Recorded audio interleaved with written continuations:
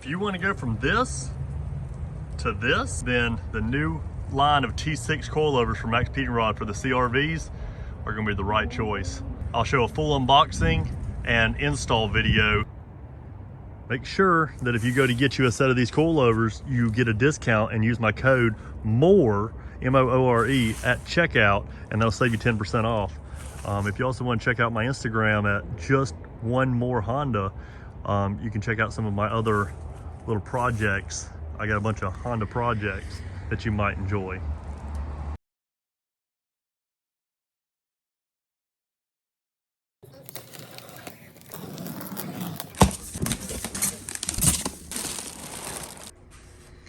Here's a first look at the new Maxpeedingrods T6 coilovers that I just got. They got the full dust boots that go all the way down versus the ones they used to have was only half. New style locking rings. They have new logos. The way they powder coat them, it's a new style logo. Little drain hole on the bottom for the water. They got the new spanner wrenches. Should be easier to adjust and hold on better. I believe these right here are 10 kilograms in the fronts and 7 kilograms in the rear. And they have 24 levels of rebound adjustment. Whenever you come up here, see how this thing has a soft and hard setting. So they already have them preset in the middle at like, so these things have 24 settings, adjustments. You can hear the click. These are preloaded at 7 millimeters of preload, which means that where these things come completely off, where you can turn the spring, when you seat that, they added 7 millimeters of gap up to hold that into place, and that puts a load on these springs, and you don't want to take that load off or add any because it'll make it ride bouncier or it'll make it ride rough. So leave the preload alone, but make sure that you lock your bottom ring whenever you go to install these. If you've watched any of my coilover install videos before, this will be pretty much the same, but at least I get to show you a side-by-side comparison of what the one-year-olds look like versus the brand new T6 series. So just like in my other videos, I get all my tools ready. You're gonna need jack and jack stands. You're gonna need a breaker bar, 17 millimeter. I got a 14, a 15, 17, a 19 to take off the lugs, an impact wrench, an impact. I got some electric, ratchets, anything that makes the job go by just a little bit faster. All right, to jack it up, just look up under the front right here and you'll see this little lip hanging down. Once you got it raised up as far as you can, get you a set of jack stands, raise them up, and you'll see these little ledges right here. Put those right under there on both sides. So always, always, always safety first, guys. So as soon as you put it on jack stands, make sure that it's seated on level ground. And what I always like to do is grab a hold of the front and I try to shake it. I try to shake it off. I would rather it fall right now than whenever I'm up underneath this thing. With the wheel off, you can see here's the coilovers. I do have upper adjustments because whenever you lower your car, you want to get in alignment and get all your wheels as straight as possible. The first thing what I like to do is take off this lower fork. All right, that's a 14 millimeter. Slow impact. And I like to take these all the way out. This is a 17 millimeter on both sides.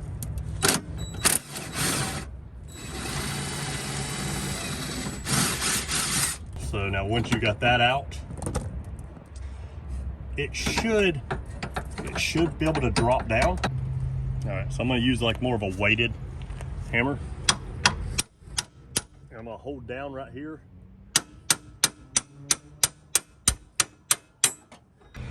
And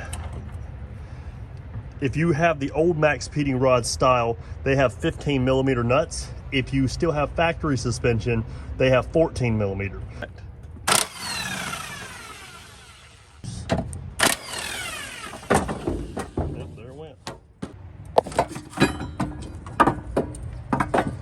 And typically you can take these out towards the rear of the car. All right, side-by-side comparison. Now this is at the lowest setting. This is bottomed out and that one's bottomed out. Now, first thing I noticed, that this one, from where the mounting point is, this is gonna be sitting up higher than what this one was. But I will say, you can tell the spring is already beefier and it's got about the same progressive wind to it, but it's a bigger spring. You can see the old logo versus their new logo right here, that this has a beefier washer, different style rubber. This one was a cheaper kind of rubber. It's already cracked, a little thin washer. Doesn't even look like it has a locking nut. If you can tell by this one, you can see the little, at the bottom of it, it's kind of like serrated. It's got a locking nut on it. The adjustments,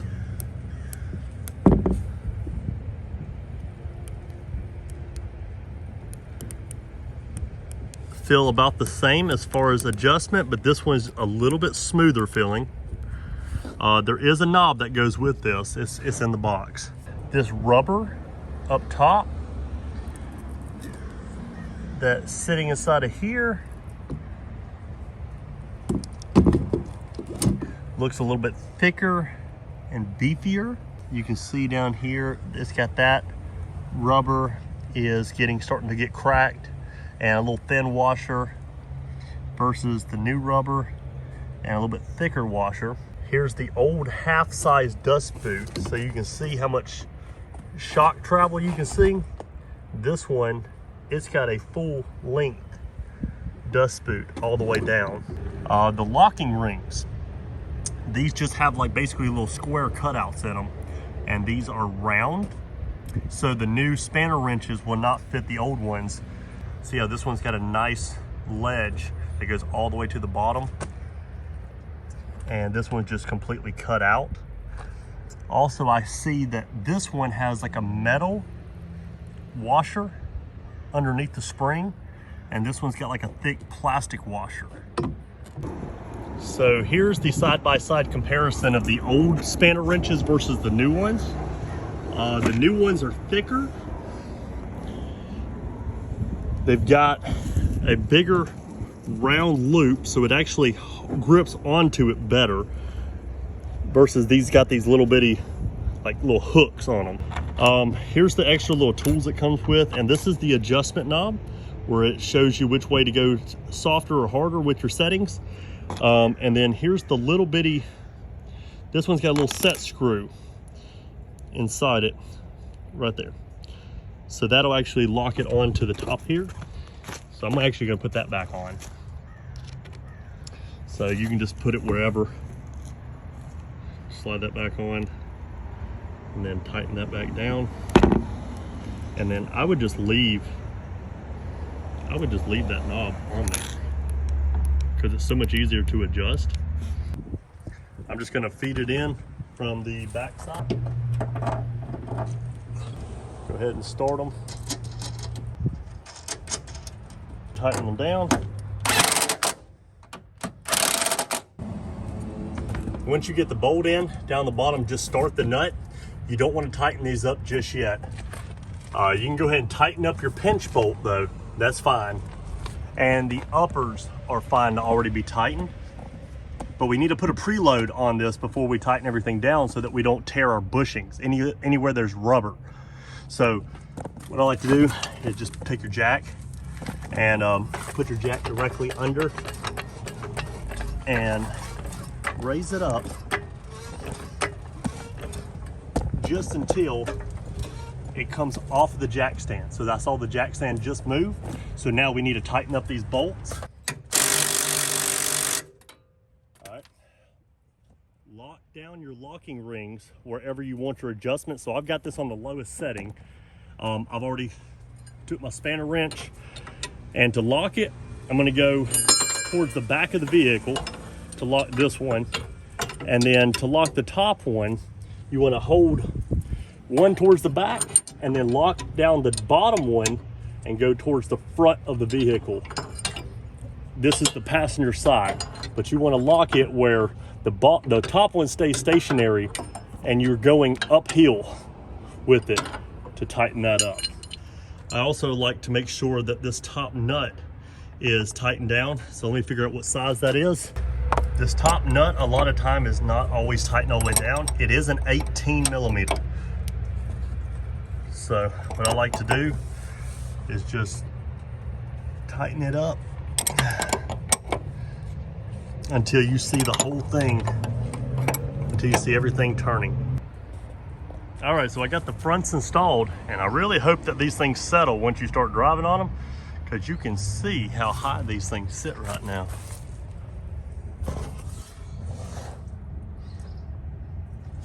I mean, they look awesome, but I hope they ride awesome. But right now, they are monster trucking. I'm gonna go take this thing for a drive and come right back and see if they settle down some. Well, after driving it around the block, it came down a little bit, but it's still got a pretty good sized gap. So they sent me some new dampers and springs to lower it down. All right, so here they gave me some new top hats and some new dampers. That these are actually supposed to be shorter, and these springs are shorter, but it's supposed to be the same spring rate that's already on here. All right, I just got this passenger side one out, and you can see on here that these right here, so that's where that top of that knob is. You can see that it's, I don't know, 2 inches shorter, and the springs themselves are about 2 inches shorter, maybe 2.5. So that should give me another 2.5 inches lower. Slide the top hat off. Here's the old spring. So you've got one fat washer, and then you got this little bitty spacer. It's got a little counterbore step down in here that needs to go facing down when you go to install it on. Forget that. We've got that and that. Let's go ahead and reinstall this stuff. So let's put this on first, that facing down, put that back on, put our dust boot back over it. Let's put the shorter spring on and go ahead and reinstall this right here.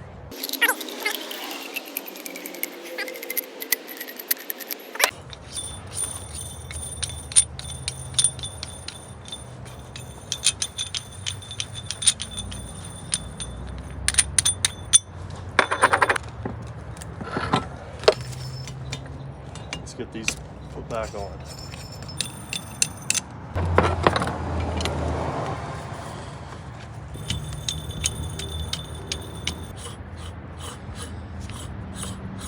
Right there. I feel like that might be a little lower than I need. I'm gonna back it off. 1, 2, 3, 4, 5, 6, 7, 8, 9, 10. I'm gonna back that thing off. If I need to go lower, I can.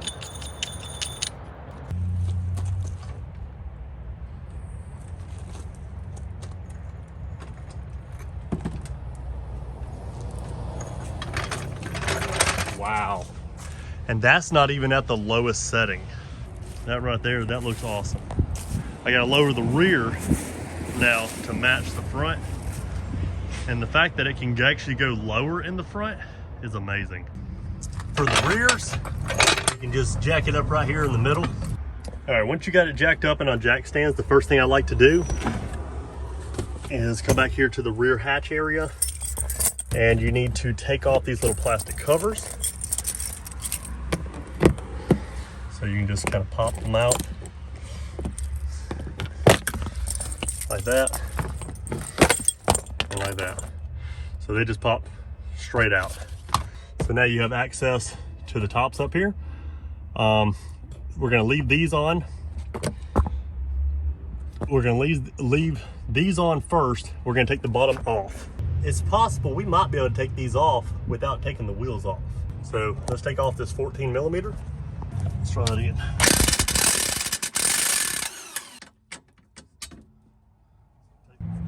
With these old ones, I was actually able to break these loose, take the preload off, and then just screw this up. And now I can take the, I can undo it from up top and just slide it right out. So just like the fronts, 15 millimeter.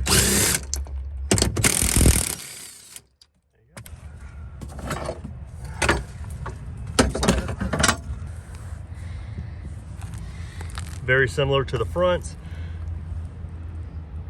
Full boot.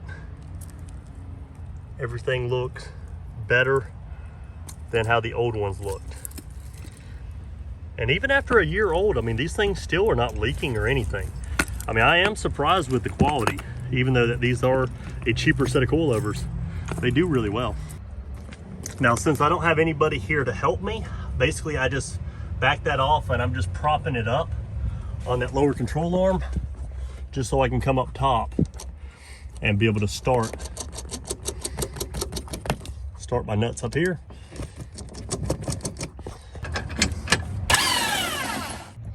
All right, so don't forget to come back up here and tighten up the 15 millimeters. I'm gonna go ahead and install the passenger side, and we'll be able to put it on the ground and see where she's looking like. All right, moment of truth. I got these put back in and tightened up. Let's take the jack stands out and put it on the ground, see where we're at. Now I did notice the rears had plenty of adjustment to go a lot lower.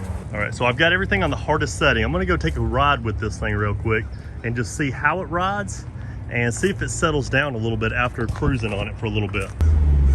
All right, first drive video with the coilovers put all the way on.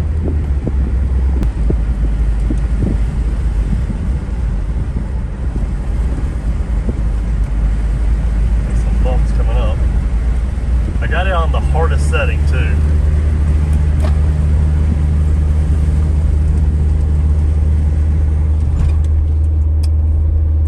As of right now, it's riding pretty good though.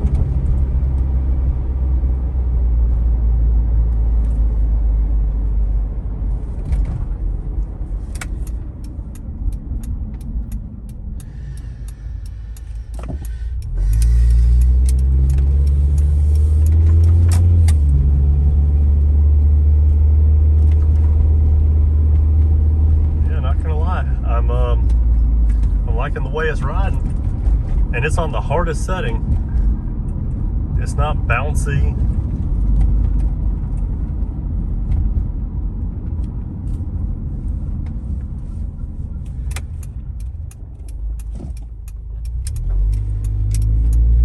Not bad at all.